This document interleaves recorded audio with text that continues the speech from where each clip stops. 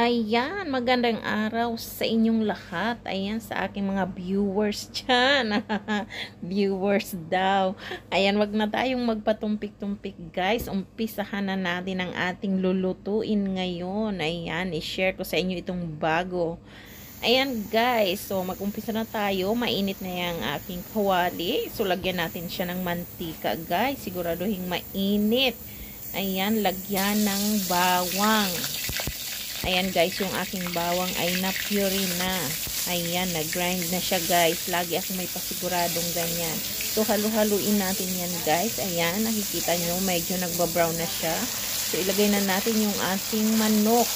Ayan guys, yung aking manok ay marinated na. Ayan, kung gusto nyo makita kung paano guys, ayan, meron akong recipe niyan. Makikita nyo po yan dyan sa aking mga video. Ayan, so halu-haluin natin yan guys. Ayan, ihalo lang. Nahiwa-hiwa na po yan. Ayan, hindi ko sinasayang guys. Hindi ko siya sinasayang kapag nagagawa ako ng marinated chicken. Yung mga pira-piraso o rita-ritaso, hindi ko siya guys sinasayang. Iniipon ko siya kasi pwedeng gamitin sa mga ginigisa nating pagkain. So, ayan guys, yung ginawa ko dyan. Ayan, dahil na-marinate na siya, sabi ko mas masarap siyang isahog sa gulay.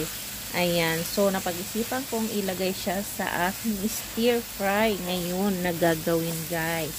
So, ayan, nahalo-halo na po natin yan. Okay na yan. Ayan, siguraduhin medyo naluto na ang ating manok.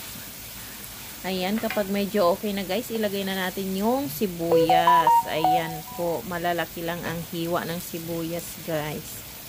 Ayan, ihalo na natin yan guys. Dalawang sibuyas nga po pala yan. Ayan, medium size lang. Nasa sa inyo kung gusto nyong lagyan ng marami guys, walang problema. Ayan, kasi masarap po ang may sibuyas. Ayan, huwag nyo po siyang i-overcook dahil ang stir fry mas masarap kainin kapag medyo crunchy pa yung mga gulay. Ayan guys, so ilagay na natin yung ating fresh mushroom. Ayan, ihalo-halo lang yan guys. Ayan, nakita nyo po, fresh na fresh talaga yan. Masarap yung mushroom na yan. Ayan, so ihalo-halo natin siya. Huwag nating i-overcook guys. Ayan, isunod naman po ang mga bell pepper. Ayan, pinaghalo-halo ko na po yung kulay niya. Siyempre, meron tayong green, red, at yellow.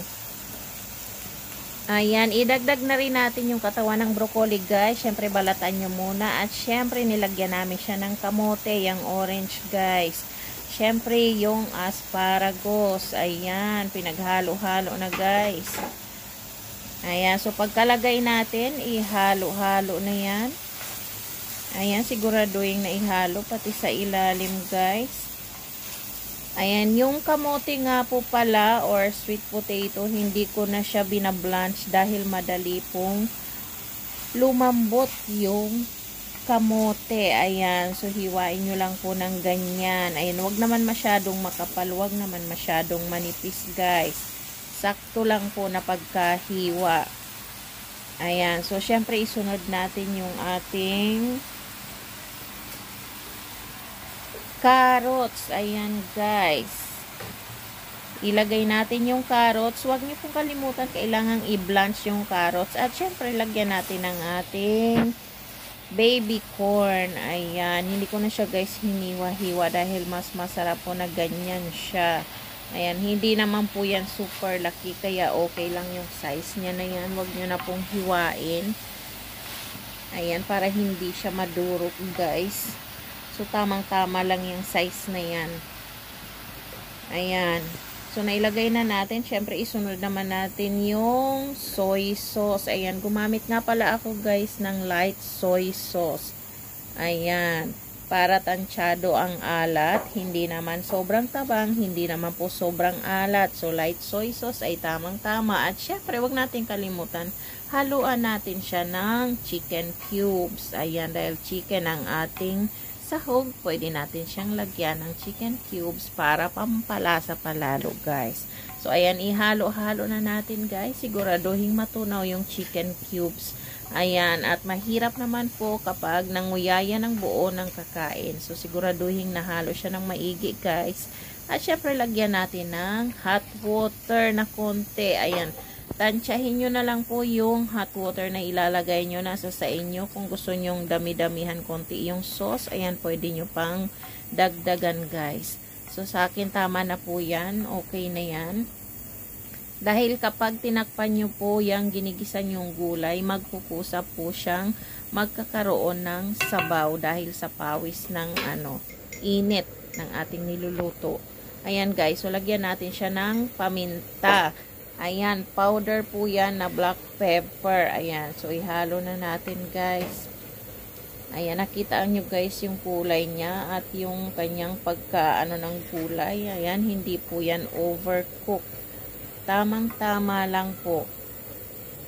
Ayan, kapag overcook po kasi ang gulay, hindi na masarap kainin. Ayan, unless wala kayong ipin. Ayan, pero kapag kaya naman po ninyong nguyain, masarap po yung ganyan na pagkaluto. Hindi masyadong na-overcook. Ayan. So, nasa sa inyo kung ano po yung gusto yung pagkaluto. Kayo na pong bahala nun. Syempre, ilagay natin yung ating cauliflower na blanch na rin yan, guys. Ayan, hindi ko na po pinakita sa inyo ang pag-blanch kasi meron naman po akong mga naonang video dyan. Pwede nyo po siyang tingnan. Ayan, guys. So, nailagay na natin ang ating cauliflower. Ayan na, guys. So, nasa ibabaw na siya. Ayan, nakita nyo, guys, kumukulo-kulo na po ang sabaw ng ating gulay. Ayan, so ihalo natin siya. Ayan, dahan-dahan lang, guys. Ayan, medyo marami-rami po yan. Pero pagkakasyahin natin, ayan, hindi naman siya umaapaw, kaya okay lang yan. Ayan, so pagkahalo natin, guys, ayan, haluin lang ng konti. Ayan, siguraduhin walang matapon sa gilid, guys. Ayan, so takpan natin na muna ng takip niya. Ayan, mga ilang minuto lang yan, guys. Tapos buksan na natin. At syempre, idagdag natin yung iba pang mga ingredients, guys. Ayan, yung chicharo or sweet peas. Ayan po ay mabilis lang na maluto. Kaya hindi nyo na kailangang i-blanch. Ayan, so pagkalagay nyan, guys, pwede nyo nang idagdag yung broccoli. Ayan. So, na-blanch na rin po yan, guys. Ayan, dahil ayaw kong masira yung broccoli. Kaya nakita nyo, guys, yung kulay niya po ay naghahalo na yung green at medyo naglalight na yung kulay niya. So, para hindi masira, guys, agapan nyo na. Ihalo nyo na po siya sa inyong stir fry o kaya ginisang gulay, guys. Ayan.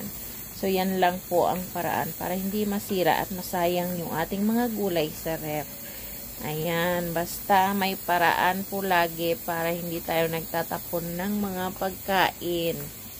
So, ayan, guys. Haluin ng maigi yan para syempre yung lasa ng sauce mapunta rin doon sa mga bago nating nilagay na gulay.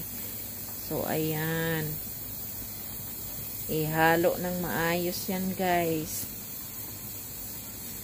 Ayan, ipailalim natin yan, yung ating chicharo konti para medyo maluto-luto siya, guys.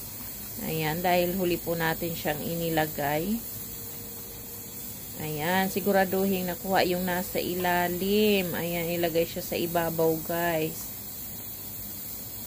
Ayan, ang ganda ng kanyang kulay. Napaka-colorful.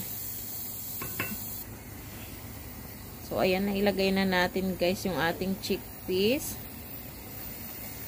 Ayan, kumukulo-kulo na siya. Huwag nyo po siyang i-overcook. Ayan, paulit-ulit.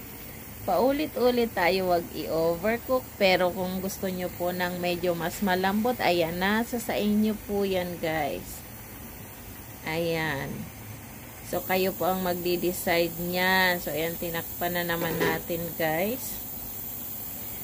Ayan, nabuksan na pala natin. Ayan, guys, nag-melt ako ng corn flour. Ayan, para yung ating sauce ay maging sticky.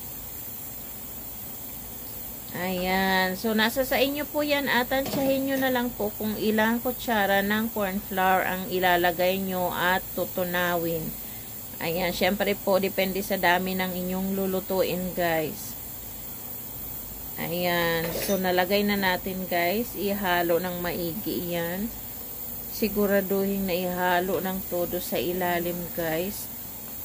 Ayan, para hindi naman magbuo-buo yung ating corn flour. Siguraduhin natunaw yun ng maayos bago nyo ihalo dyan sa inyong gulay. Ayan, guys, nakita nyo, guys, umuusok-usok talaga siya, guys. Ayan, mainit na mainit. Ayan, kaya po, sinasabi ko wag nyong i-overcook dahil sa sobrang init niyan, maluluto pa po siya. Ayan. Yung init niya mismo ang magluluto sa mga gulay. Kaya tamang-tama lang na wag nyo masyadong itodo ang pagkaluto para hindi siya super lambot at madali na siyang madurog. Ayan, guys. Medyo sticky na yung kanyang sauce. Ayan. Hindi ko po siya tinutodo. Ayan. So, ayan. Pwede nang kumain, guys. Ayan. Magsandok na tayo at ayan, kukunin na po yan ng ating pakakainin. Dahil kakain na po sila, guys. So, ayan, nilagay na natin ang ating mga ginisang gulay. Ayan, umuusok-usok pa siya, guys. Ang gandang tingnan ng ating baby corn. Ayan, kasarap naman talagang tingnan. Ayan, kung kayo hindi mahihilig sa gulay, ayan, guys, umpisahan nyo ng magkahilig dahil masustansya po yan. Ayan, kailangan balance ang inyong kinakain. Wag naman puro karni, puro isda. Ayan, kailangan i-mix nyo siya, guys. Karni, chicken, isda. So, ayan. Sana nag-enjoy kayo. Salamat.